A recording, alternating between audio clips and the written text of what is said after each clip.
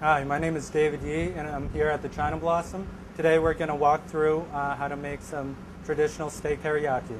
Right over here I have 4 pieces of flank steak.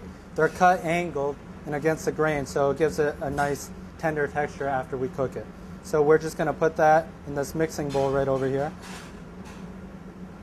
And what we're going to do is we're going to coat it with a little bit of water, some baking soda, and a little bit of cornstarch. That'll make the beef a little bit more puffier, and it'll make it easier to skewer when it comes time to do that. So we're just going to let it coat pretty well. And now we're going to add in some of these ingredients over here. That really gives it the marinade and the flavor of the beef teriyaki. First, we're going to start with some salt and pepper. So I have some salt here, some pepper.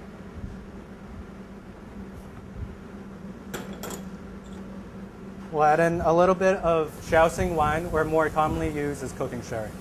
We have some ginger and garlic that we're going to put in next.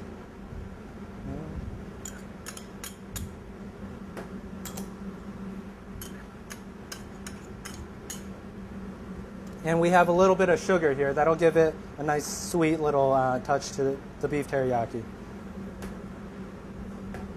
Next we have some hoisin sauce.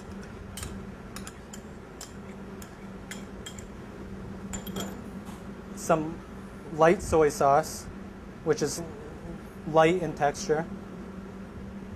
And over here we have a little bit of oil, and that'll really just make the marinade. And throw that in there. And lastly, as in almost every traditional Chinese restaurant, we'll have to add in a little MSG. That'll just pop up the flavor a little bit, and what a lot of experts say is that it gives it the 5th taste, the taste of umami.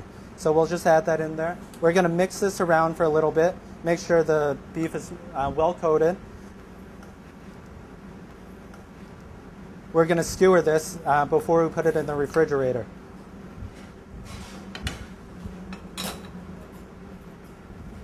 And this is a little dangerous over here. These are bamboo skewers, about 6 inches long, and they're sharp, but they need to be.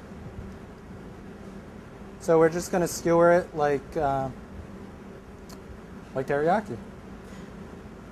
And sometimes I find it easier if you squeeze it in a little bit. That also helps with the skewering process.